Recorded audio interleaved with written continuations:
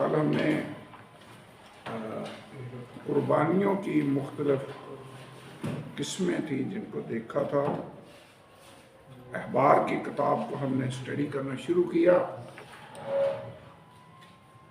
और आपको पता है कि हमने ये देखा कि अहबार की किताब है जिसमें सबसे ज़्यादा खुदावंद के मुंह से निकले हुए अल्फाज दर्ज किए गए। ये इसकी ख़ास खूबी है इस बुक की।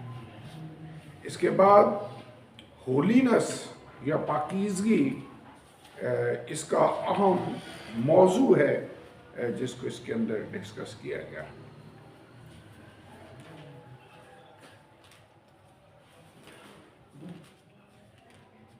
मुसन्नफ़ कौन था? मूसा। अहबार की किताब के 27 चैप्टर्स में से 20 अबवाब हैं जिनके तकरीबन 25 दीगर पैराग्राफ इन अल्फाज से शुरू होते हैं, खुदावंद ने मूसा से कहा। तो मूसा बेसिकली इसका राइटर है। और इसका एक और बड़ा सबूत भी हमने देखा था कि खुदावंद यीशु ने भी जब एक कोढ़ी को पाक साफ किया तो उसे कहा कि जाकर वो नज़र गुजरान जो मूसा ने मुकर्रर की है। तो और इसका जिक्र अहबार 13 बाब की 49 आयत में था कि कोढ़ी को पाक साफ होना है तो कैसे होना है। आज हम उसकी डिटेल थोड़ी सी देखेंगे। डेट इसकी 1450 से लेकर 1410 काफ मीम के दरमियान ये डेट बनती है जब इसको लिखा गया।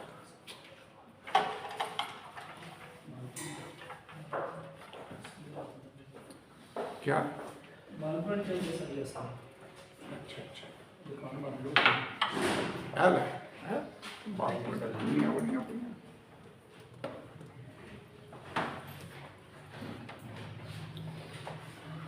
ओके।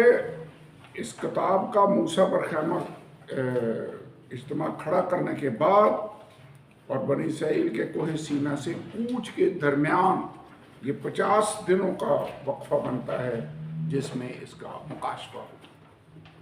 तो ये याद रखने वाली बातें। पस मंज़र और मजमून यह है कि बेसिकली ये बुक काहिनों की गाइडलाइन के लिए लिखी गई कि काहिन जब कुर्बानियाँ पेश करें तो कैसे उनको करना होगा, क्या क्या इंस्ट्रक्शंस हैं जो उनको दी गई। इसके बाद इस बुक में इसकी आउटलाइन दी गई है और आउटलाइन में पहले नंबर पर है कुर्बानियों की अक़साम। तो हम कुर्बानियों की ये किस्में ही कल पढ़ रहे थे जब हमने इसको ख़त्म किया अपने लेसन को। सबसे पहली किस्म हमने पढ़ी थी सोख्तनी कुर्बानी। सोख्तनी कुर्बानी का मतलब क्या है? जिसको जला दिया जाए।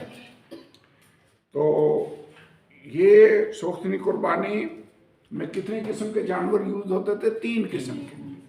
आपको याद होगा, बुक को अगर आप फॉलो करें तो आपको समझ आ जाएगी।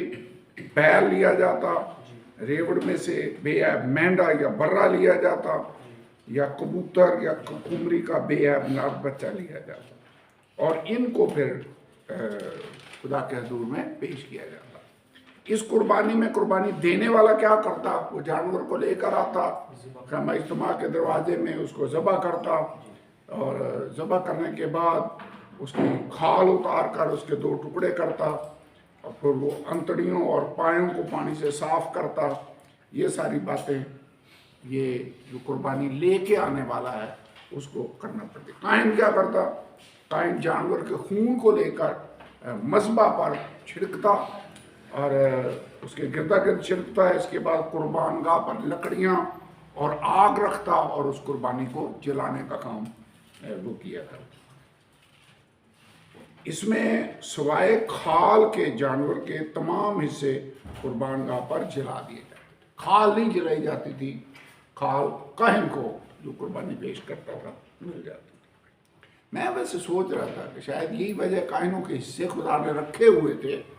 एली काहिन के बेटे कुर्बानी चढ़ाने से पहले ही आ जाते थे कि इधर काहिन का हिस्सा दे, और वो कहता कि नहीं पहले मैं कुर्बानी पेश कर लूँ फिर काहिन का हिस्सा दे। कोई तो कुर्बानी की खैर पहले तो हमारा हिस्सा तो निकाल, और साथ धमकी भी देते अगर देगा नहीं तो हम छीन कर ले जाएंगे।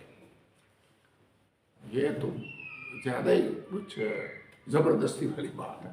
तो यही बात बाइबल के अंदर लिखा है कि खुदा को ये उनका रवैया पसंद ना आया और उसने उनकी जजमेंट, दोनों बेटे एक ही दिन में मारे गए, याद है। और ये काहिनों का खुदावंद ख्याल रखता था, उसने उनके स्पेशल हिस्से रखे थे।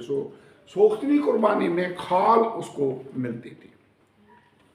इसके बाद नज़र की कुर्बानी, नज़र की कुर्बानी में हमने ये देखा कि मैदे में तेल डाला जाता और उसके ऊपर लुबान रखा जाता और फिर उसको कायम करता क्या कि एक मुट्ठी भरकर निकालता तो सारा लुबान उसकी मुट्ठी में आ जाए और उसको फिर वो मज़बा पर जला देता।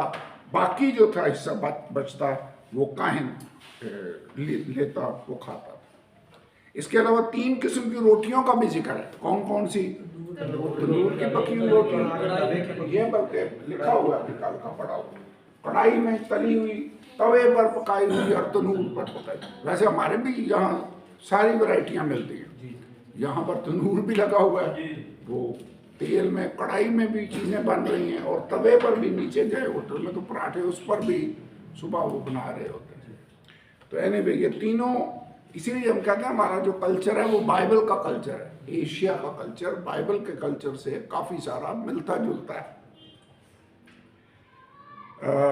अनाज की भुनी हुई बालें भी वो फसल के पहले फलों की शुक्रगुजारी के तौर पर खुदा के हजूरी में लाते थे। इसको भी नज़र की कुर्बानी के तौर पर पेश किया जाता। ख़ास बात हमने ये देखी कि इनमें शहद और खमीर नहीं मिला सकते थे। कौन सी चीज़ मिलाते थे? नमक। इसीलिए बाइबल के अंदर लिखा है हर एक कुर्बानी नमक से नमकीन की जाएगी। कुर्बानी चढ़ाने वाला क्या करता है? ये घर से सारी चीज़ें रेडी करके लाता, उधर तो नहीं रोटियां पका सकता था, या तनूर उधर तो नहीं लगे होंगे, तो घर से ये सारी चीज़ें लेकर आता और काहिन फिर उसको मज़बा पर कुर्बानी पेश करता। और कुर्बानी की तकसीम के हवाले से ये है कि मुट्ठी भरकर वो लुबान खुदा के हजूर जला देता, बाकी कुर्बानी का हिस्सा काहिन खाने के तौर पर ले सकता। हाँ,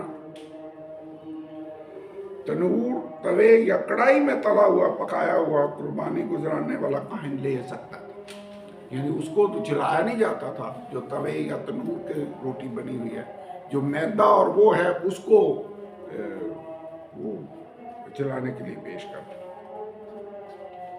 ओके, इसके बाद आगे जी नेक्स्ट अभी हम चलते हैं।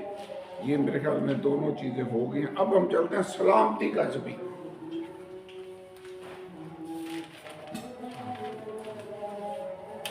ये भी हमने दोहराई की है।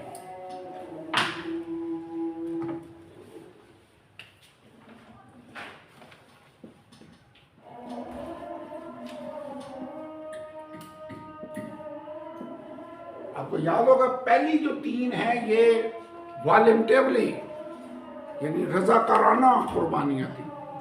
आखिरी जो 2 थी वो लाजमी थी, कंपल्सरी जिसको हम कहते हैं। दूसरी है वो आपकी मर्जी है, लाएं या ना लाएं। आखिरी जो 2 हैं ये लाजमी हैं, ये देनी ही देनी है। अगर खता हुई है, जुर्म हुआ है, तो आपने उसको कुर्बानी को देना है। तो सलामती की कुर्बानी इसको कहते हैं पीस ऑफरिंग। तो ये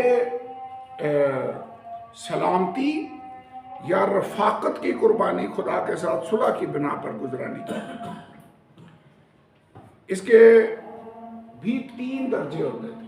क्या क्या चीजें इसमें आ सकती थी? गले में से जानवर पहले नंबर पर, जानवर ले लेते। क्या क्या जानवर होता? बैल या गाय, बैल या गाय, यानी गले में से जानवर ये ले लेना है। बैल ले लेना है या गाय ले लेनी है, नर या मादा, व्हाटएवर, यानी दोनों ही चल सकते हैं। रेवड़ में से भेड़ या क्या लिया जा सकता है? बकरी का नर, बकरी का नर या मादा बच्चा। भेड़ या बकरी का बच्चा भी लिया जा सकता था। नंबर 3, रेवड़ में से बकरा या बकरी भी ली जा सकती।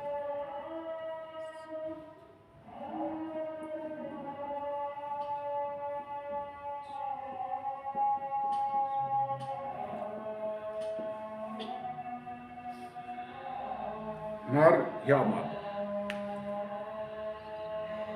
सो क्या क्या चीजें सलामती के जरिए के लिए दी जा सकती हैं? जानवरों में से बैल या गाय, रेवड़ में से भेड़ या बकरी का नर या मादा बच्चा, रेवड़ में से बकरा या बकरी का बच्चा भी पेश किया जा सकता है।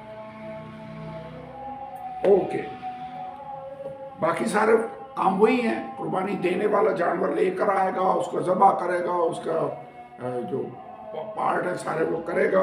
काहिन क्या करेगा?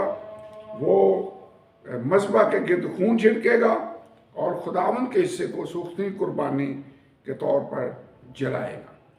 क्या क्या चीज़ें वो जलाते थे? चर्बी, उनकी जो दुम पर चर्बी होती है, अंतड़ियों पर जो चर्बी है, और गुर्दे के ऊपर जो झिल्ली है चर्बी है, वो सारी चर्बी खुदावंद के लिए जलाते। चर्बी खाने की उनको इजाज़त नहीं थी, चर्बी खुदा के लिए जलाई जाती थी। तो एक बंदा बड़ा जुमला ये कहा, वो काफ़ी मोटा था, वो कहता है कि all the fat belongs to God, यानी सारी चर्बी खुदावंद की है। तो वो उसके ऊपर भी, अब खुद भी काफ़ी चर्बी थी, वो कहता कि चर्बी जो है ये खुदा के लिए मखसूस है, यानी ऑल द फैट, यानी इसमें मोटे भी आ सकते हैं, सारे आज जो फैट है वो belong to the Lord. Fat का मतलब है चर्बी। तो जितनी भी चर्बी है, वैसे इसमें इलाही हिकमत देखें, खुदा ने उस वक्त में उनको चर्बी खाने से मना किया।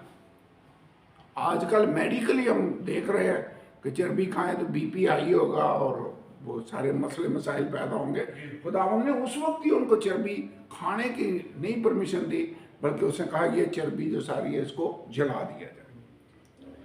अगर आप बाइबल में से पढ़ना चाहें तो पढ़ भी सकते हैं, लेकिन बुक से देख, कुर्बानी की तकसीम के आखिरी अगर देखें तो लिखा हुआ है खुदावंद के हिस्से को आतशीन कुर्बानी की गज़ा कहा गया। अगर क्वेश्चन आ जाए कि खुदावंद आतशीन कुर्बानी की गज़ा, खुदावंद का हिस्सा जो जलाया जाता उसको क्या कहते थे? आतशीन कुर्बानी की गज़ा, ये उसको कहा जाता है। ये चर्बी गुर्दे, जिगर पर की झिल्ली, पूरी चर्बी भरी दुम थी। ठीक है, ये चीजें थी जिनको वो जलाते। चर्बी मतलब सारी चर्बी वाले जो हिस्सा है ना उसको जला दिया करते थे। कुर्बानी गुजराने वाला काहिन दाएं रान को पहले हलाने की कुर्बानी के तौर पर पेश करता और वो उसे ले लेता। जो राइट साइड की रान होती है उसको हलाने की कुर्बानी के तौर पर पेश करता। कौन सी कुर्बानी में? सलामती के ज़रियों। ये गज़ा, गज़ा का मतलब खुराक। गज़ा ये जगह नहीं जिधर जंग लगी, वो नहीं। गज़ा का मतलब है खाना वाली चीज। ये कुर्बानी चल रही सलामती। हाँ, इसमें वो कह रहे हैं आतशी भी जलाना भी है, हाँ, और हिलाना भी, जलाना भी है, हलाना भी। लेकिन जलाने का वो सिर्फ सोख्तनी कुर्बानी में सारा ही जानवर जला दिया करो। यहाँ पर सिर्फ चर्बी है जिसको आतशी गज़ा कहा गया, वो जलाई जा रही। ठीक है, खुदावंद के हिस्से को आतशी कुर्बानी की गज़ा कहा गया। ये चर्बी जो थी ये होती थी। कुर्बानी गुजराने वाला दाएं रान को पहले हलाने की कुर्बानी के तौर पर पेश करता और वो उसे ले लेता, और दीगर काहिन जानवर का सीना लेते। तो सीना और रान जो थी ये काइनों को का हिस्सा खुदा ने दिया। वैसे लोग आपको याद होगा चर्च में एक दिन हमने इस पर गौर किया था, मैंने बल्कि वो मैसेज उस फेसबुक पर लगाया भी है कि खुदा हमारी मिरास है, गॉड इज आवर इनहेरिटेंस। वो कहता तुमको इधर कोई मिरास नहीं मिलेगी, मैं तुम्हारी मिरास हूँ। सो लोग कुर्बानियाँ खुदा को देते, खुदा कहता ओके इसमें जो रान और सीना है वो मैं तुम्हें दे रहा हूँ। वैसे खुदा अपने बंदों का ख्याल भी रखता है। वो कहते जो है मेरा वैसे मुझे दिया जा रहा है, मैं अपनी तरफ से ये तुम्हें दे रहा हूँ। दाई यकीन लोग खुदा को देते हैं, खुदा कह रहा था ओके मैं अपनी तरफ से ये तुम्हें दे रहा हूँ। वैसे तुमको ज़मीन नहीं अलाट होगी, मैं तुम्हारी मिरास हूँ, लेकिन जो मुझे दिया जा रहा है वो तुम्हें मैं दे। याद है मुझसे बेटे के बाप ने भी ये कहा था, बेटा जो मेरा है वो सब तेरा। तो ये बहुत बड़ी बात है। जब हमें खुदावंद मिल जाए कि मैं तुम्हारा हूं, तो फिर तो बहुत बड़ी बात है। वो इब्राहिम में आकर यकूब का खुदा ही नहीं, वो हमारा भी खुदा बन जाता है। तेरा खुदा मेरा खुदा, he becomes our God. Anyway, इसे पहले हलाने की कुर्बानी के तौर पर खुदा के सामने पेश किया जाता और कुर्बानी देने वाले को बाकी सब दे दिया जाता। यानी सीना बाकी कायनों को, दाएं रान जो है वो हलाने की कुर्बानी के तौर पर खुदा के हुजूर पेश कर दी जाती, और बाकी जो है जो कुर्बानी लेकर आया है उसको दे दिया जाता। वो उसे, यानी ये वाहिद हिस्सा है जो कुर्बानी देने वाले को दिया जाता, और इसे अपने ख़ानदान और दोस्तों के साथ फेलोशिप के तौर पर खाने के लिए ज़ियाफ़त का एहतमाम करता और वो इसको खाता। वैसे ये जो कई जगहों पर आपको लिखा मिलता है ना कि अपने ख़ानदान समेत वहाँ पर जाओ और वहाँ पर खुशी मनाओ, तो खुदा ने कुर्बानी देने वालों की भी खुशी का एहतमाम किया हुआ था। सारी कुर्बानियाँ जलाई नहीं देते थे, सारी कुर्बानियाँ कायम नहीं ले जाते थे, बल्कि कुछ इसमें सलामती के भी एक पोर्शन है, वो खुदा कहता है जो लेकर आया है उसको वापस दे दिया जाए। That is God. यूं कुर्बानी अहद में शामिल इसराइलियों के माबैन सुलह और सलामती का जरिया बनती। अहबार 3 बाब 16 और 17 आयत पढ़ते हैं। जी। और काहिन इनको मज़बा पर जलाए, ये उस आतशीन कुर्बानी की गिज़ा है जो राहत अंगेज खुशबू के लिए होती है, सारी चर्बी खुदावंद की है। अगर थोड़ा सा पीछे से पढ़े ना, 14 आयत से, और वो उसमें से अपना चढ़ावा आतशीन कुर्बानी के तौर पर खुदावंद के हुजूर गुजराने, यानी जिस चर्बी से अंतड़ियां ढकी रहती हैं, और वो सब चर्बी जो अंतड़ियों पर लिपटी रहती है, और दोनों गुर्दे और उनके ऊपर की चर्बी जो कमर के पास रहती है, और जिगर पर की झिल्ली गुर्दों समेत, इन सबों को वो अलग करे और काहिन इनको मज़बा पर जलाए। ये उस आतशीन कुर्बानी की गिज़ा है जो राहत अंगेज खुशबू के लिए होती है, सारी चर्बी खुदावंद की है। सारी चर्बी, ये रवायत है जिसका मैं भी रेफरेंस दे, सारी चर्बी खुदावंद की, all the fat belongs to God, all the fat, सारी चर्बी खुदावंद की है। ये तुम्हारी सब सुकूनत गाहों में नस्ल दर नस्ल एक दायमी कानून रहेगा कि तुम चर्बी या खून मुतलिक ना खाओ। ना खून तुमने खाना है, ये भी खुदा के हजूर में पेश किया जाए, ना चर्बी तुमने खानी है, ये भी खुदा के हजूर में पेश। तो ये दोनों चीजें खाने से खुदावंद ने मना किया। Okay, next. अभी तक हमने ये पढ़ा है कि जो अपनी रज़ाकाराना तौर पर कुर्बानियां पेश की जाती थी वो ये थी 3। अब आगे जो लाजमी, ये है खता की कुर्बानी।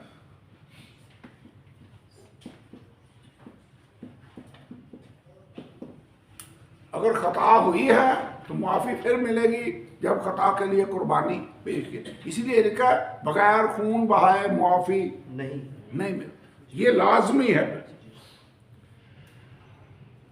इसका ताल्लुक गुनाहों से है, उन गुनाहों से है जो 7 या गैर इरादी तौर पर किए गए हों, यानी ऐसी खता जो बिला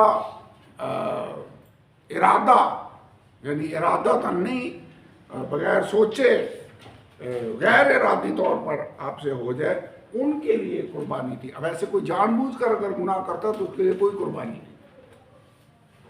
बाइबल का भी लिखा, अगर आपकी पहचान हासिल करने के बाद हम जानबूझकर गुनाह करें, यानी जानबूझकर गुनाह करने से मुराद यह कि तर्ज जिंदगी वो अपना लें कि बात जी मैंने इसी लाइन पर चलना। वैसे आपसे वंस इन अ व्हाइल कोई मिस्टेक हुई है, आप फिर वापस तौबा करके आ सकते हैं, लेकिन जो लोग हठधर्मी से उसी लाइन पर ही चलते हैं, फिर उनके लिए मुश्किल होगा। ठीक है, ओके। खता की कुर्बानी, इसमें इसके मुख्तलिफ दर्जे थे। इन दर्जों का इन्हिसार, मुख्तलिफ दर्जे थे। ये दर्जे इस हिसाब से हैं कि खता हुई किससे है। अगर काहिन से या लीडर से कोई ऐसी खता हुई है जिससे पूरी कौम मुजरम ठहरी है, क्योंकि जितना ज्यादा आप ऊंचे लेवल पर जिम्मेदारी पूरी कर रहे होंगे उतना ज्यादा आपका हल्का असर होगा। जी। काहिन जो कुछ करता है उसका असर पूरी नेशन पर होगा। अगर काहिन से कोई खता होती है यानी सरदार काहिन, तो यहां पर लिखा है ममसूक काहिन यानी सरदार काहिन के किसी गुनाह के बायस कौम मुजरम ठहरती है। तीसरी आयत पढ़े, तीसरे बाब की तीसरी आयत। और वो सलामती के ज़बिया में से खुदावंद के लिए आशीन ना चौथा बाब, सॉरी तीसरा नहीं, चौथा बाब, चौथा। अगर काहिन ममसू ऐसी खता करे जिससे कौम मुजरिम ठहरती हो तो वो अपनी बस इतना काफी है। किससे खता हुई है? काहिन ममसू काहिन से, सरदार काहिन से मसा किया हुआ है, उसका असर कितने लोगों पर होगा? पूरी कौम पर। अगर काहिन ममसू से ऐसी खता हो गई है जिससे सारी कौम ही मुजरिम ठहर गई है, तो फिर उसका भी कफारा देना पड़े। तो वो लाएगा क्या? बेऐब बछड़ा लेकर आना, बेऐब बछड़ा वो लेकर आएगा, और पूरी जमात भी एक बछड़ा लाएगी, एक उसकी तरफ से और एक जमात की तरफ से भी बेऐब बछड़ा लाया जाएगा। इसका मतलब 2 बछड़े होंगे जो लाए जाएंगे। ओके, अगर तो एक सरदार काहिन से हुई है फिर के 2 बछड़े आ रहे हैं। अगर खता हुई है सरदार से, कबीले का सरदार है या हजार का सरदार है, वट एवर, लेकिन पूरी कौम का नहीं बल्कि सरदार है कबीले का, अगर एक सरदार से हुई है खता तो वो बेऐब बकरा लाए।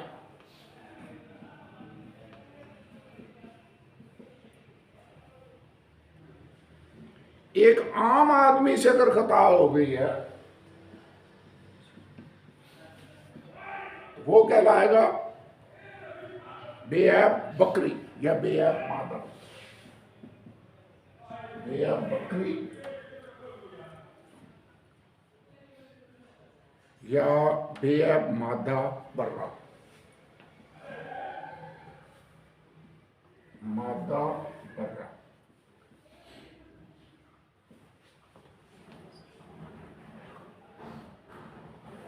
यानी इस कुर्बानी के भी डिफरेंट लेवल्स थे। जिस लेवल पे गुनाह हुआ है, जिसका असर ज्यादा लोगों पर है, तो फिर बेऐब बछड़ा ज़बह होगा। वैसे आपको याद है खुदावंद यीशु ने जो कफारा दिया, तो उसने किसी एक कबीले के लिए या एक आदमी के लिए नहीं कफारा दिया, बल्कि उसने पूरी कौम के लिए भी नहीं कफारा दिया, उसने पूरी दुनिया के लिए कफारा दिया। इसका क्या असर देखें। देखो ये खुदा का बर्रा जो जहान का गुनाह उठा ले। बस यीशु की कुर्बानी जो थी वो पूरी दुनिया के लिए थी। सो इस खता की कुर्बानी के ये दर्जे थे। ओके, कुर्बानी देने वाला क्या करता? बुक में से मैं पढ़ रहा हूं। कुर्बानी देने वाला जानवर को लेकर आएगा, खैमा इज्तिमा के दरवाजे पर उसे खुदा का हजूर पेश करेगा और अपने हाथ उस जानवर पर रखेगा कि जो खता मुझसे हुई है, मेरी जगह ये जानवर जो है ये ज़बह हो रहा है। मेरे ख्याल में मुसलमान भी जब ये कुर्बानी पेश करते हैं तो शायद ऊपर हाथ रखते हैं। सेम मुझे लगता है सेम जो शरीयत का तरीक़ाकार है उसी के मुताबिक ये किया जा रहा है। तो उस पर हाथ रखता, उसे ज़बह करता, चर्बी, गुर्दों और जिगर पर की झिल्ली को अलग करता। कुर्बानी बुजुर्ग जमात की नुमाइंदगी करते, यानी अगर जमात की तरफ से खता हो गया तो जमात की जो नुमाइंदगी है वो बुजुर्ग करेंगे, वो अपने हाथ उस बछड़े पर रखते और जमात की तरफ से कफारा दिया जाता। ज़बह किए हुए जानवर की मौत अलामती तौर पर खताकार की मौत को जाहिर करती। ओके, ये तो काम था जो कुर्बानी लेकर आए हैं उन्होंने करना है तीनों सूरतों में। अब कायम क्या करेगा? कायन अपने लिए और जमात के लिए। अगर कायन से खता हुई है तो वो एक बछड़ा अपने लिए और एक जमात के लिए लेकर आए। वैसे जब हम इसको पढ़ते हैं ना तो फिर इब्रानियों का वो खत, उसकी आयत समझ आती है जहाँ पे लिखा हुआ है कि पहले अपने लिए और फिर जमात के लिए वो कुर्बानी पेश करेगा।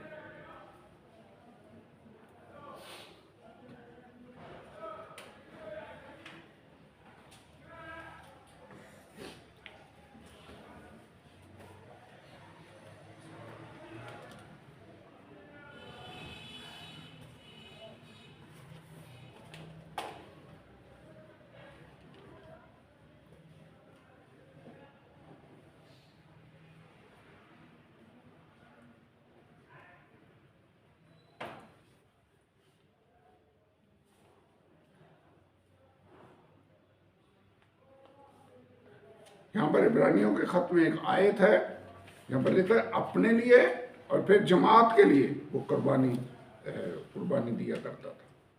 एनीवे ये ढूंढने में मुझे टाइम लगेगा, इसको हम छोड़ते हैं, बाद में इसको देखेंगे।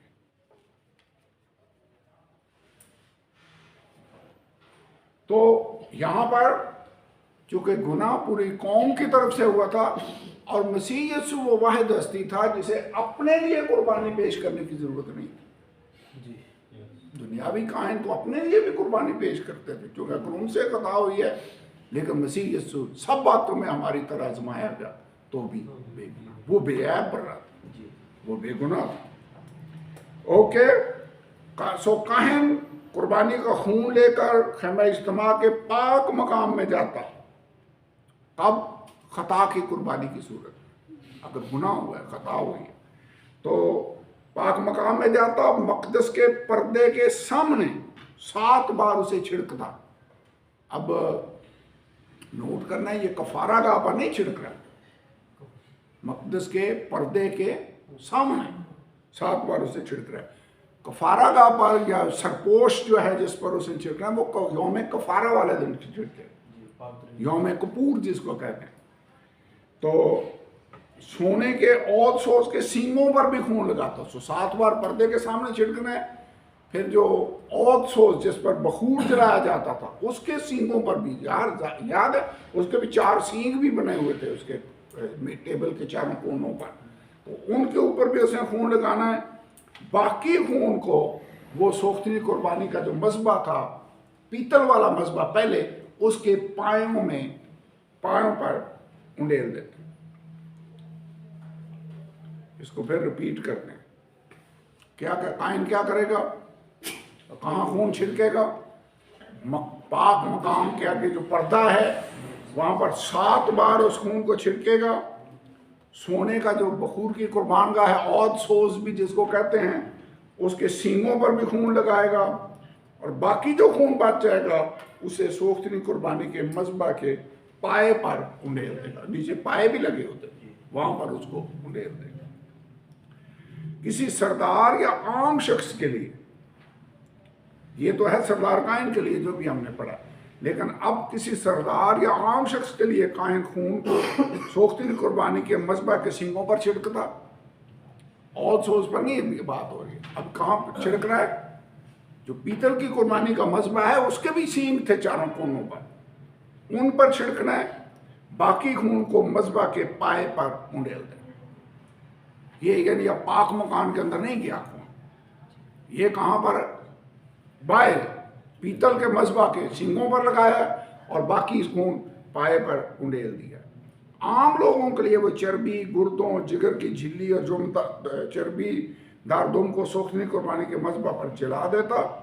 सरदार काहिन या पूरी जमात के लिए कुर्बानी की सूरत में बाकी सारे जानवर को लश्करगाह के बाहर ले जाकर जलाया जाता।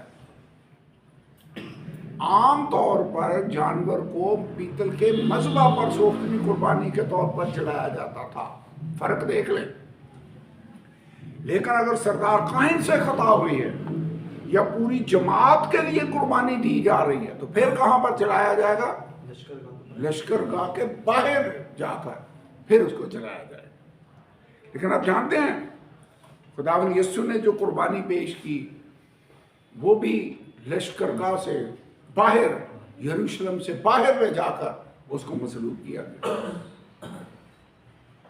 That is something very very important.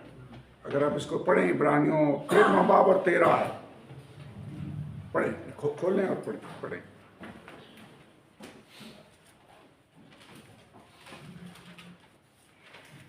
इब्रानियों 13वां बाब 13।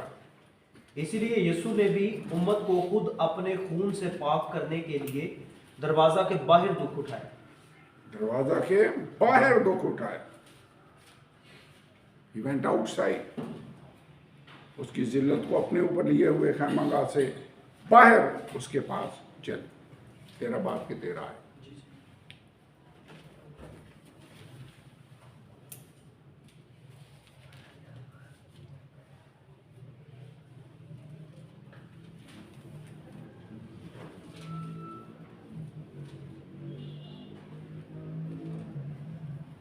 बारह आयत आपने पढ़ी है। यीशु ने भी उम्मत को खुद अपने खून से पाक करने के लिए दरवाजा के बाहर दुख उठा।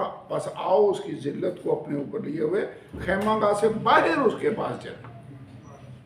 तो यीशु ने भी खैमागाह से बाहर, यरूशलेम शहर से जो बैरूनी दीवार थी उसके बाहर पहाड़ था जहाँ पर यीशु को मसलूब किया। देखिए छोटी छोटी डिटेल भी किस कदर तफसील के साथ कलाम मुकद्दस में उस पर अमल हुआ। That is interesting. ओके, अब कुर्बानी की तकसीम कैसे हुई? खुदावंद का जो हिस्सा होता उसे मज़बे पर जला दिया जाता। क्या जलाया जाता? चर्बी।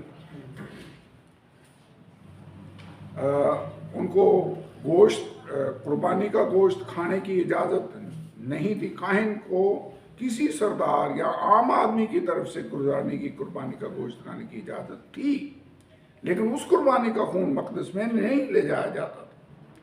यदि अगर आम आदमी या सरदार ने खता की है तो उसका खून पाक मकान में नहीं जाता था। वो कहाँ लगाया था उसने? मज़बा के सींगों पर, याद है? और बाकी खून पाए में उंडेल दिया। वो चूंकि खून अंदर पाक मकान में नहीं लाया गया, इसलिए उसका गोश्त खाने की परमिशन काहिन को है। ये आगे चलकर एक वाक्य आता है, उसमें इस असूल का इतलाक किया गया है। ओके,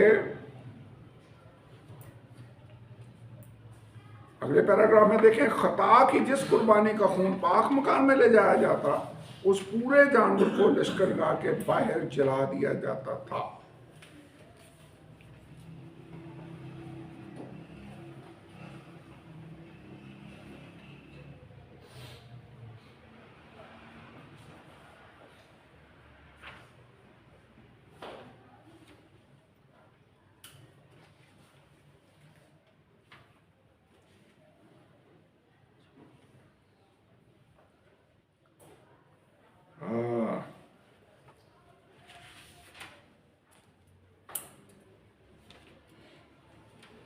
कुर्बानियाँ इसमें 3 किस्म की थी। जो जुर्म की कुर्बानी है, आगे हम पढ़ेंगे इसकी ABCDE। इसमें जो जुर्म होता उसका मुआवजा भी जुर्म करने वाले को अदा करना पड़ता। साथ कुर्बानी भी देनी पड़ती और साथ उसका मुआवजे खाली नहीं बल्कि उसमें ऐड करके उसको देना पड़ता। अब बात समझ में आती है, उस जो ज़कई था उसने खड़े होकर ये क्यों कहा कि मैंने अगर किसी से नाहक लिया तो उसको 4 गुना अदा करता हूँ। एक जितना लिया उतना नहीं, उसमें मिलाकर उसको उसमें अगर 1000 रुपया लिया तो मैं 4000 उसको देने के लिए तैयार। I am willing to do it. तो इसका मुआवजा भी होता था। जुर्म की कुर्बानी 5वां बाब अगर आप देखें,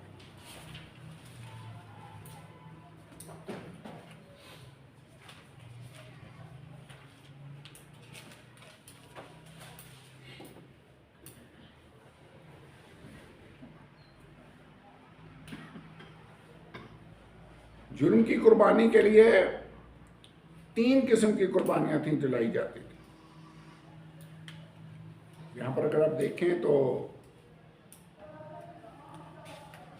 जैसे ये दर्जे गुनाह करने वाले के हिसाब से बनाए गए थे, यहाँ पर जो दर्जे हैं वो उनकी माली हैसियत के हिसाब से खुदा ने बनाए।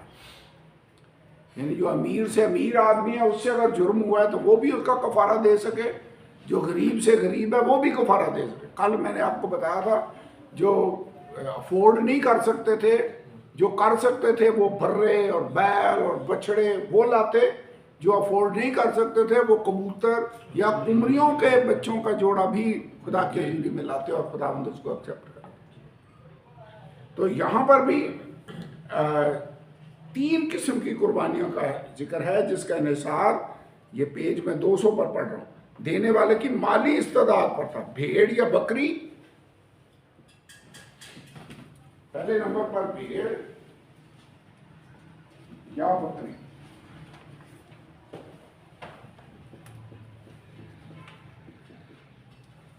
इसका मतलब अगर वो अफोर्ड कर सकता तो भेड़ या बकरी लेकर आएगा, अगर ज्यादा कमजोर है तो 2 कुमरियां या 2 कबूतर, 2 कुमरियां और 2 कबूतर लेकर आ सकते हैं, एक खता की कुर्बानी के तौर पर, और दूसरा सोख्तनी कुर्बानी। ये 2 कुमरियां, एक खता की कुर्बानी के तौर पर, एक सोख्तनी कुर्बानी के तौर पर। यानी ये दोनों नहीं लानी, 2 कुमरियां या 2 कबूतर। अगर ये भी नहीं अफोर्ड कर सकता तो ईफा के 10वें हिस्से के बराबर मैदा, तेल उस पर उंडेलेगा और उसके ऊपर लुबान, ये वो लेकर आएगा। यूं गरीब से गरीब तर शख्स भी खता की कुर्बानी दे सकता था। यानी कोई शख्स भी मसीह के जरिया से मुआफी पाने से खारिज नहीं है। ये मुझे इसका बहुत ज़बरदस्त पॉइंट लगा है कि इसका मतलब है मुआफ़ी हर एक के लिए अवेलेबल है। मुआफ़ी आपके स्टेटस को देखकर नहीं है कि आप गरीब हैं या अमीर हैं, फिर मुआफ़ी आपके ओहदे की वजह से भी नहीं है कि आपकी जिम्मेदारी कितनी है। ये भी खुदा ने हर तरह के सरदार काहिर के लिए भी इंतज़ाम है, सरदार के लिए भी इंतज़ाम है और आम आदमी के लिए भी इंतज़ाम है। इससे साबित ये होता है कि खुदावंद यीशु दुनिया के हर शख्स को मुआफ करना चाहता है। देखा, वो नहीं चाहता कि एक भी हलाक हो, बल्कि चाहता है कि सबकी तौबा तक नौबत पहुंचे। ये इंटरेस्टिंग बात है इन कुर्बानी। तो मसीह ने जो कुर्बानी दी है वो सिर्फ सरदार काहिनों के लिए दी है या सरदारों के लिए दी है या आम आदमियों के लिए दी है? मेरे ख्याल में उसने सबके लिए, सब अमीरों के लिए भी, गरीबों के लिए भी, जो बाइख्तियार हैं उनके लिए भी, जो आम लोग हैं उनके लिए भी, हुक्मरानों के लिए भी और रियाया के लिए भी। मसीह यीशु ने पूरे जहान के लिए कफारा दिया है और खुदा सबकी मखलसी और खलासी चाहता है। ओके, अब 5वीं आयत को देखते हैं। 5वां बाब, आयत नंबर 5। और जब वो इन बातों में से किसी में मुजरिम हो तो जिस अमर में उससे खता हुई है वो उसका इकरार करे। वो उसका इकरार करे। वैसे अब बात समझ में आती है नए अहदनामे में क्यों इकरार होता है। जो अपने गुनाहों को छुपाता है कामयाब ना होगा, मगर जो उनका इकरार करके उनको तर्क करता है उस पर खुदा की रहमत होती है। अगर हम अपने गुनाहों का इकरार करें तो वो हमें माफ करने और सारी नाराजगी से पाक और साफ करने में सच्चा और आखिर। यूहन्ना के खत में आयत पढ़ी है, वहां आज के दौर में नहीं उस जमाने में भी अगर खता हुई है तो वो उसका इकरार करेगा। ये लाजमी बात है। आयत नंबर 8 जो हमने अभी देखी है।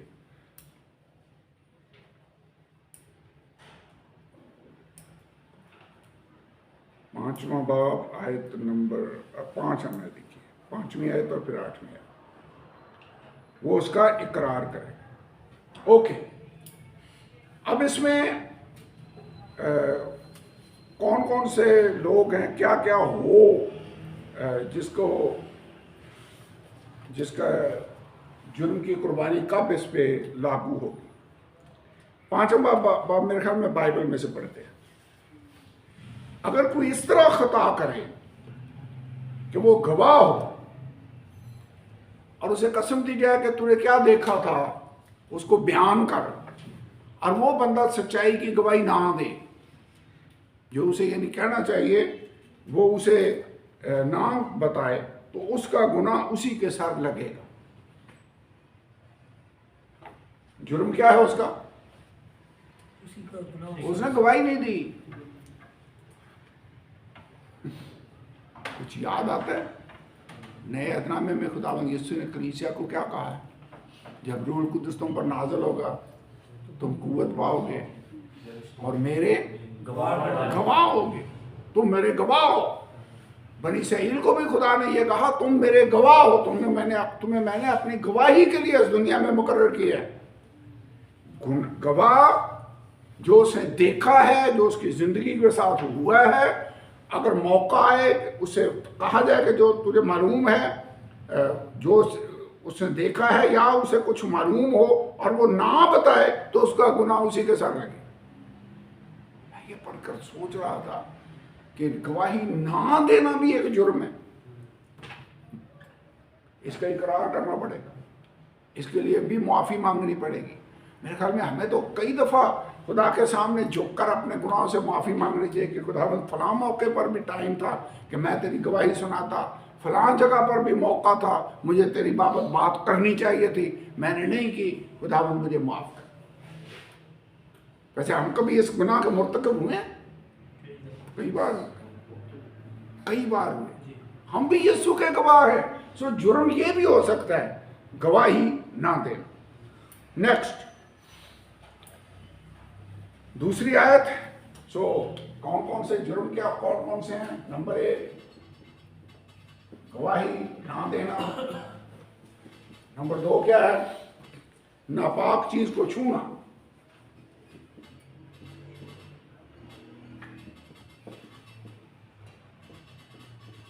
अगर कोई किसी नापाक चीज को टच करे तो वो भी नापाक हो जाएगा, फिर उसको इसका कफारा देना पड़ेगा। ओके, वो मुजरम ठहरेगा। दूसरी आयत के एंड में लिखा हुआ है, अगर इंसान की उन नजासतों में से जिससे वह निजस हो जाता है, किसी नजासत को छू ले और उसे मालूम ना हो, तो उस वक्त मुजरम ठहरेगा जब उसे मालूम हो जाए। यानी ये भी इसी मेरे में आएगा। नापाक चीज को अगर टच किया तो आप मुजरम बन गए, आपको पाक होना पड़ेगा।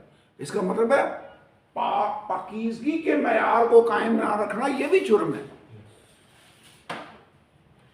अब होलीनेस वाला पूरा सेमेस्टर याद है, पाक हो जिस तरह तुम्हारा बुलाने वाला खुदा पाक है। और अगर हम पाक ना हुए, नापाक हो जाएं, तो फिर हमें खुदा इसको जुर्म तस्वर करता है, कहता है फिर ये चीज जुर्म है। नंबर 4 यानी मुजरम कब होगा? जब उसे मालूम हो जाए कि मुझसे ये खता हो, मैं नापाक हो गया। नंबर 4 अगर कोई बगैर सोचे अपनी जुबान से बुराई या भलाई करने की कसम खा ले, बगैर सोचे ही ऐसे कसम खा मैं ये करूंगा, तो वो आदमी चाहे कैसी ही बात बगैर सोचे कह दे, बेशर्ते कि उसे मालूम ना हो, तो ऐसी बात में मुजरम उस वक्त ठहरेगा जब उसे मालूम हो जाए। और जब इन बातों में किसी में मुजरम हो तो जिस अमर में उसे खता हुई है वो उसका इकरार करे। अब मुझे एक बात वाकई याद आ रहा है, जंग हो रही थी फिलिस्तीनियों और साउल यानी इसराइल के दरमियान, और लीडर था साउल। खुदा ने जब यूनतन के वसीला से फतह दी तो उन्होंने अब लड़ना शुरू किया। तो जंग शुरू होने से पहले साउल ने लोगों से कसम ली कि जब तक हम फतह नहीं हासिल कर लेते, ना कोई कुछ खाएगा और ना कुछ चखेगा। उधर यूनतन अपने सिला बरदार को लेकर बाहर निकला हुआ। उसने वहां पर जब मूवमेंट की फिलिस्तीनियों की चौकी की तरफ, तो खुदा ने ज़लज़ला भेजा और खुदा ने फतह दी और 20 लोगों को उन्होंने मारा और फ़लस्तीनी भाग उठे। तो फिर इस्राएली उठकर भागने लगे और उस वक्त साउल ने उनसे वादा लिया, कसम खाई जाए, लिखा ना, बगैर सोचे समझे कोई कसम खा ले। तो उसने कहा जब तक फतह नहीं हो जाती कोई खाएगा नहीं, कोई चखेगा नहीं। अब यूनतन को तो पता नहीं था, उसने अपनी वो लाठी में से अपना डंडा, उसके आसा हाथ में था, उससे उसने शहद के छत्ते में वो कर उसने शायद खाया। उसे क्या पता था कि मेरे बाप ने ये लोगों से वादा लिया हुआ। जब लोगों को पता चला तो उन्होंने यूनतन को बुला दिया। उसने कहा तूने ये कसम तोड़ी है, लिहाजा तू संसार किया गया। लोगों ने फिर उसके लिए सब खड़े हो गए। उन्होंने कहा जिस बंदे के वसीला से खुदा ने इतनी बड़ी फतह हमें अता की, क्या वो इस तरह आज मारा जाए? लोगों ने स्टैंड ले लिया। लेकिन यहाँ पर जो शरीयत है उसके मुताबिक अगर बगैर सोचे समझे आपने ऐसे कसम खाई है तो फिर आप मुजरम हैं, आपको उसका इकरार करके उसका जुर्माना देना पड़ेगा। ये वैसे शरीयत बड़ी डिटेल के साथ इन बातों को कवर करती है। अब लाना क्या क्या है, ये तो वो चीज़ें हैं जो हमने देखी हैं। जुर्म की कुर्बानी के लिए खताए रेवड़ में से 6 आयत में लिखा है एक मादा यानी एक भेड़ या बकरी, ये हम ऑलरेडी देख चुके हैं, ये हम लिख चुके हैं। फिर 2 कुमरियाँ या कबूतर के 2 बच्चे लाने का भी मकदूर ना हो तो ईफा के 10वें हिस्से के बराबर 11 आयत में लिखा है खता की कुर्बानी के लिए वो मैदा और मैदे के ऊपर तेल डाले, ना लुबान रखे, क्योंकि ये खता की कुर्बानी है। वो उसे कायन के पास लाए। हाँ, इसमें तेल और लुबान नहीं डालना, सॉरी, मैदा लाना है और तेल और लुबान नहीं इसमें डालना। ठीक है भाई, यहाँ तो बड़ा क्लियर लिखा हुआ है। क्यों? क्योंकि ये खता की कुर्बानी है। वो उसे कायन के पास लाए, 12 आयत में लिखा है, 5वां बाब में पढ़ रहा हूँ, और कायन उसमें से अपनी मुट्ठी पर कर उसकी यादगारी के शब मज़बा पर खुदा की आछी कुर्बानी के ऊपर जलाए। ये खता की कुर्बानी है। यूं कायन उसके लिए इन बातों में जिससे उससे खता हुई है उस खता का कफारा दे तो उसे माफ़ी मिलेगी, और जो कुछ बाकी रह जाएगा वो नज़र की कुर्बानी की तरह कायन का होता है। अब अगर पाक चीज़ों में उससे किसी से खता हुई है, 16 आयत पढ़े। और जिस पाक चीज में उससे तकसीर हुई है वो उसका मुआवजा दे और उसमें 5वां हिस्सा और बढ़ाकर उसे काहिन के हवाला करे। यूं काहिन जुर्म की कुर्बानी का मेंढा चढ़ाकर उसका कफारा दे तो उसे मुआफी मिलेगी। उसमें 5वां हिस्सा और ऐड करना। ये अब उनसे कई बारी बात समझ आ रही है। भाई ही सेड दैट खता हुई है तो जिन्होंने उसे मना किया है उसका इसमें और इसमें मेन फर्क मुझे यह लगता है कि इसमें इनके लिए भी दर्जे हैं, इसमें डिटेल दी गई है कि ये काम है जिनको जुर्म समझता है खुदा, और ये कुर्बानियाँ पेश करनी है।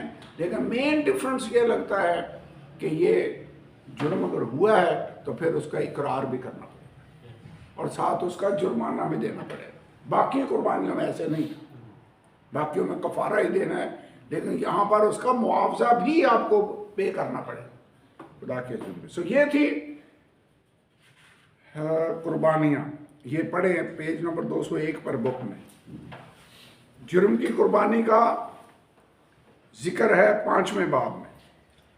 इस कुर्बानी का नुमाया पहलू ये था। क्या है नुमाया पहलू? भाई आसफ आप पढ़े, बुक खोली हुई है, बुक 201 पेज पर जुर्म की कुर्बानी पढ़ें। क्या लिखा है? जुर्म की कुर्बानी का ऐड की कोई नहीं, फिर तो ये नाल वें देखी हो जी भाई अमर आप पढ़। जुर्म की कुर्बानी का जिक्र 5, 14, 6, 7 में जिक्र किया गया। इस कुर्बानी का नुमाया 5, 14 इसका मतलब यह है 5वें बाब की 14वीं आयत से लेकर 6ठे बाब की 7वीं आयत तक जुर्म की कुर्बानी का जिक्र है। ये नहीं हमें पता होना चाहिए इनका मतलब क्या है लिखने का। फिर पढ़ो। इस कुर्बानी का नुमाया पहलू ये नहीं, था, शुरू से जुर्म की कुर्बानी का। कुर्बानी का जिक्र 5 बाब उसकी 14 आयत से लेकर 6 बाब 7 आयत में हाँ ठीक है। आगे इस कुर्बानी का नुमाया पहलू ये था कि गुनाह की कुर्बानी पेश करने से पहले नुकसान का मुआवजा अदा करना पड़ता था। नुकसान का मुआवजा भी देना है। 5 बाब 14 आयत। जी, कई किस्म के गुनाह थे जिनके लिए कुर्बानी देना लाजिम था। ठीक है जी। तो गुनाह कई थे जिनके लिए कुर्बानी देनी लाजमी है। कौन कौन से? खुदा के खिलाफ गुनाह, वो क्या है? खुदा को उसका हिस्सा ना देना, जी, ये खुदा के खिलाफ गुनाह तस्वर किया जाएगा। दायकी और नजरें, पहले फलों प्लॉटों की मखसूसियत वगैरह वगैरह, ये गुनाह है, जुर्म है। नादानिस्ता तौर पर वो काम करना जिनसे खुदा ने मना किया हो, ये भी जुर्म होगा। गालिबन वो अमल जिसके लिए मुआवजे की जरूरत थी, ये चीजें, ये हैं खुदा के खिलाफ तकसीरें। नेक्स्ट, किसी शख्स के खिलाफ तकसीर, मसलन अपने पड़ोसी को अमानत, लेन देन, लूट के माल में फरेब देना या उस पर जुल्म करना, ये भी जुर्म समझा जाता है। इसका भी कफारा देना पड़ेगा, इकरार भी करना पड़ेगा, जुर्माना भी देना पड़ेगा। किसी खोई हुई चीज को पाकर फरेब देना, मतलब पड़ोसी का जानवर ही खुल गया, आप उसको चुपके से घर लाकर बांध लें, तो ये धोखा देना है। और कसम खाकर इसके बारे में झूठ बोलना, कहाँ तो देखे ही नहीं कि जो क्या किधर, हमें क्या पता।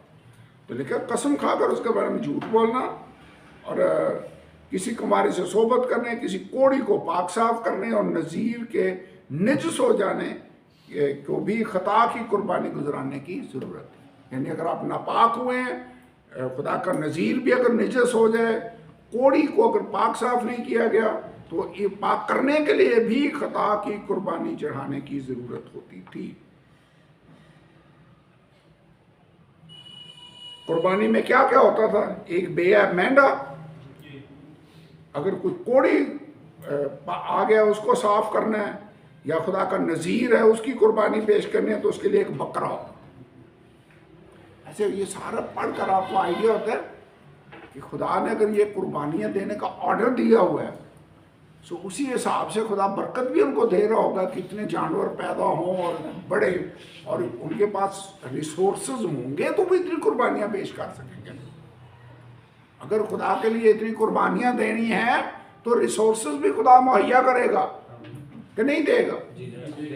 देख, उसने बियाबान में उनको रिसोर्सेज दिए। He did that. ओके, अब इसको पढ़ते हैं, ये इंटरेस्टिंग है। कुर्बानी देने वाले ने क्या करना है? खुदा के खिलाफ तकसीर की सूरत में पहले वो 20% इजाफे के साथ काहिन को मुआवजा अदा करेगा। 25वां हिस्सा मिलाकर काहिन को मुआवजा देगा, 20%, 5वां हिस्सा। फिर वो खैमा इज्तिमा के हाथे के दरवाजे पर काहिन के पास जानवर लाता, उसे खुदा के हजूर पेश करता, अपना हाथ उसके सर पर रखता और उसे ज़बह करता। वो उसकी चर्बी, मोटी दुम, गुर्दों, जिगर पर की झिल्ली को अलहदा करता। इसका तरीकाकार वही था जो पड़ोसी के खिलाफ तकसीर की सूरत में था। इन दोनों सूरतों में कुर्बानी देने वाले को 20% जुर्माना अदा करना होता। इसका मकसद उसे याद दिलाना था कि गुनाह इस कदर प्रॉफिटेबल नहीं है, बल्कि बड़ा महंगा पड़ता है। 20% जब जुर्माना देगा तो एहसास तो होगा कि गुनाह करना इतना आसान भी नहीं है, इसकी कीमत भी अदा करनी पड़ती है। ओके, बाकी हम ऑलरेडी इसको कवर कर चुके हैं। तो ये तो थी कुर्बानियाँ। अब आपको इसमें याद क्या रहा है? कुर्बानियों की किस्में कितनी, किस सिचुएशंस में कुर्बानियाँ दी जाती थी, काहिन क्या रोल इसमें अदा करता, कुर्बानी देने वाला क्या रोल अदा करता, उसकी तकसीम कैसे होती, कौन सा हिस्सा जो खुदावंद को जाता, वह खुदा के लिए जो हिस्सा होता वो अक्सर कुर्बानगाह पर जला दिया जाता।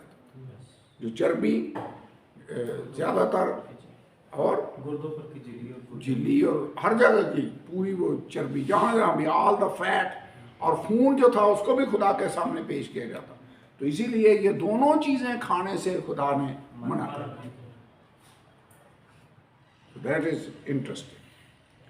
आगे छठा बाब, छठे बाब की 8 आयत से लेकर 7वें बाब की 38वीं आयत तक ये सारी वही बातें हैं जिनको फिर रिपीट किया गया है कि अगर ये स्पेशली कायनों के लिए, अब तक जनरल पब्लिक के लिए हदायत, ये कायनों के लिए तफसील के साथ हदायत, मसलन नज़र की कुर्बानी के लिए और सोख्तनी कुर्बानी के लिए उनको हदायतें दी गई कि ड्रेस तुमने कैसे पहनना है, कहाँ पर तुमने गोश्त को ले जाकर खाना है। और इसमें एक ख़ास बात ये थी कि ये पाक गोश्त जो सीना और रान, याद है कायनों को खाने के लिए दिया खुदा ने, उसने कहा तुम इसको किसी पाक जगह पर उस खैमा इज्तिमा के सेन में खाओगे, आम जगहों पर ले जाकर इसको नहीं खाओ।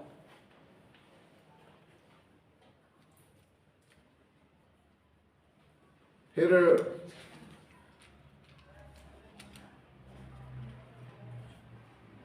आइए इसको पढ़ लें, लेट अस रीड दैट।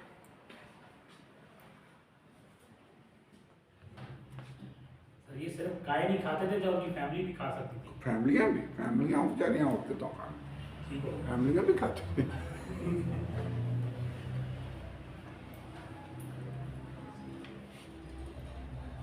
आखिरी पैराग्राफ पढ़ें, छठे बाब की 24वीं आयत।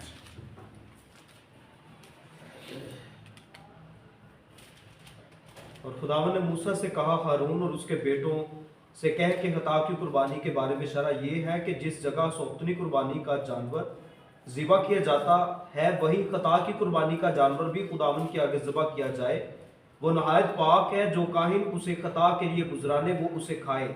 वो पाक जगह में यानी खैमे इज्तिमा के सहन में खाया जाए।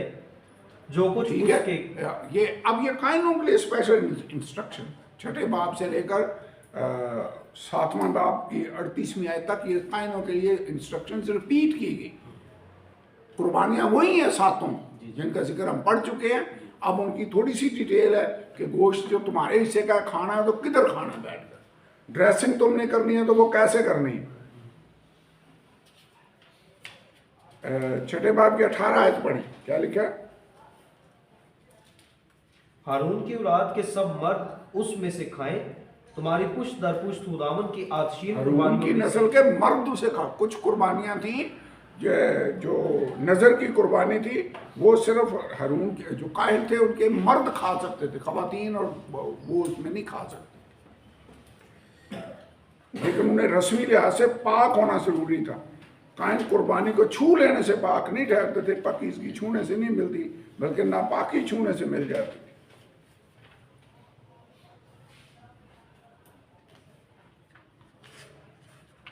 सो इसको हम मेरे ख्याल में स्किप करते हैं, ये कायनों के लिए स्पेशल इंस्ट्रक्शंस। अब हम चलते हैं 8वें बाब। 7वें बाब की सारी वही चीज़ें जो रिपीट की गई हैं।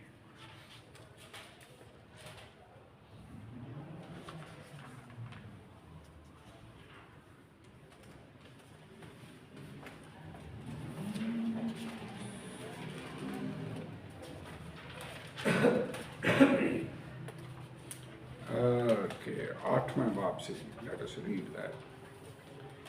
यहाँ पर काहिनों की तकदीस, जो काहिन है उनकी डेडिकेशन, ये लगता है पूरी कौम को जमा किया गया और पब्लिक के सामने मूसा ने हारून और उसके बेटों की डेडिकेशन की। याद है उनके वो स्पेशल कुर्ते, अफूद और पगड़ियाँ और जो सीना बंद और अदल और ओरियम और तमीम और वो सारी चीज़ें याद है। यस।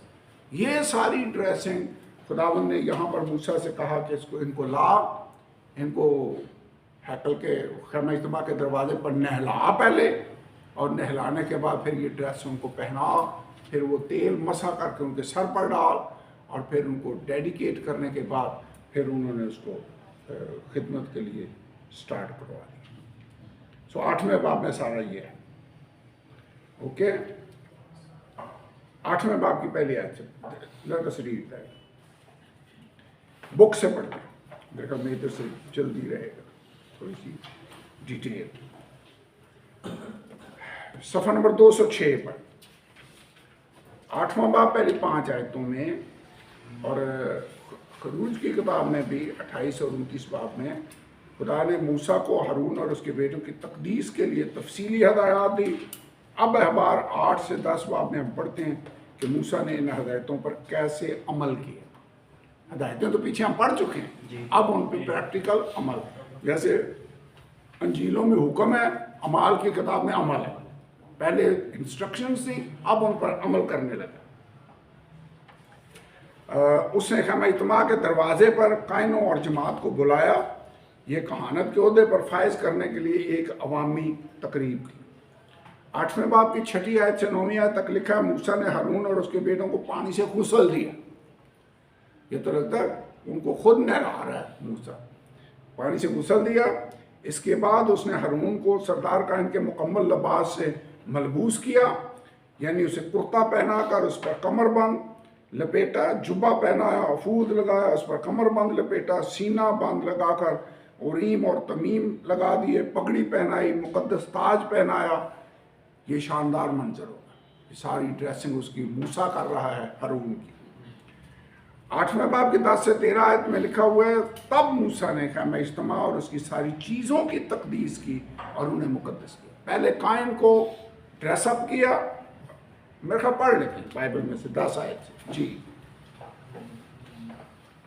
और मूसा ने मसा करने का तेल लिया और मस्कन को और याद है मसा करने का तेल, ये स्पेशल चीज़ों को मिलाकर बनाया जाता था और उस तरकीब से कोई और चीज़ नहीं बनाई जा सकती। ओके, और मस्कन को और जो कुछ उसमें था सबको मसा करके मुकद्दस किया। तो सबसे पहले उसने खैमा इज्तिमा के अंदर जितनी चीज़ें थी उन सबको उसने मसा करके उनको मुकद्दस किया। आगे, और उसमें से थोड़ा सा लेकर मज़बा पर 7 बार छिड़का और मज़बा और उसके सब ज़रूफ को और हौज और उसकी कुर्सी को मसा किया ताकि उन्हें मुकद्दस करे। सो अब मजबे को और पीतल के हौज को और कुर्सी को भी उसने मसा किया, पाक किया। आगे, और मसा करने के तेल में से थोड़ा सा हारून के सर पर डाला और उसे मसा किया ताकि वो मुकद्दस हो।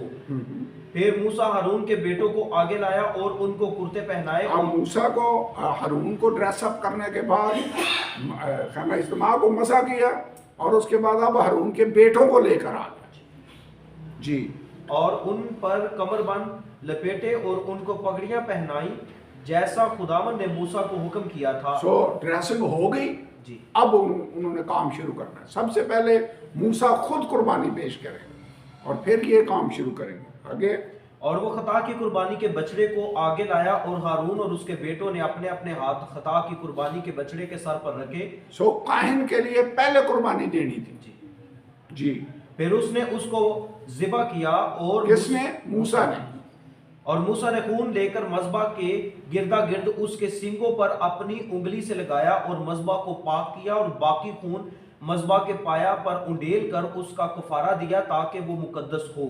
ठीक है जी। और यही प्रोसीजर था जी। मूसा बिल्कुल प्रोसीजर के मुताबिक अब अमल कर रहा है।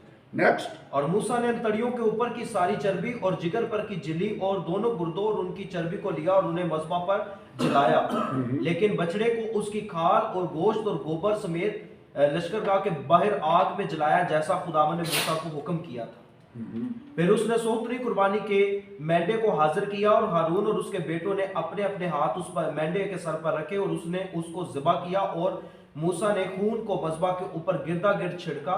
फिर उसने मेंढे के उज़ू को काट कर अलग किया और मूसा ने सर और अज़ा और चर्बी को जलाया और उसने तड़ियों और पायों को पानी से धोया और मूसा ने पूरे मेंढे को मज़बा पर जलाया। और ये सोतनी कुर्बानी राहत अंगेज खुशबू के लिए थी। ये खुदावन की आतशीन कुर्बानी थी जैसा खुदावन ने मूसा को हुक्म किया था। और उसने दूसरे मेंढे को जो तखसीसी मेंढा था हाजिर किया और हारून और उसके बेटों ने अपने अपने हाथ उस मेंढे के सर पर रखे और उसने उसको ज़बा किया। और मूसा ने उसका कुछ खून लेकर उसे हारून के दाहिने कान की लो पर और दाहिने हाथ के अंगूठे और दाहिने पांव के अंगूठे पर लगाया। फिर वो हारून के बेटों को आगे लाया और उसी खून में से कुछ उसके दाहिने कान की लो पर और दाहिने हाथ के अंगूठे और दाहिने पांव के अंगूठे पर लगाया और बाकी खून को उसके मज़बा के ऊपर गिरदा गिर्द छिड़का। मेरे ख्याल में इसको पढ़ने की ज़रूरत नहीं है।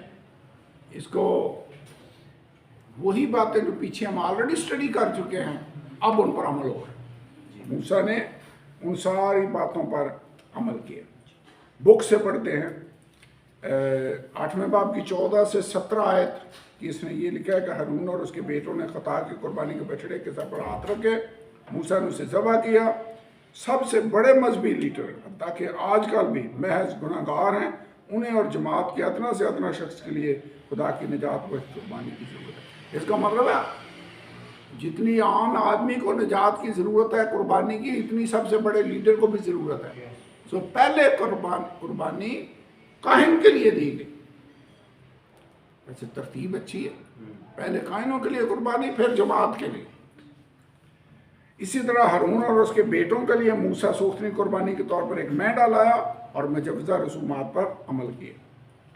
इसके बाद हारून और उसके बेटों के लिए तखसीसी कुर्बानी को तखसीसी मेंढा भी कहा गया है। ये आम सलामती के ज़बीहे से इस लिहाज से मुख्तलिफ था कि इसका खून लगाया जाता था, और यानी ये छिड़का नहीं गया बल्कि खून लेकर कान पर, हाथ पर और पाँव के अंगूठे पर लगाया गया।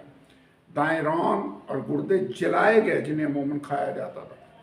चूँकि मूसा ने कुर्बानी गुजरानी इसलिए उसने सीने को अपने हिस्से के तौर पर ले लिया। ओके, नीचे अगर आए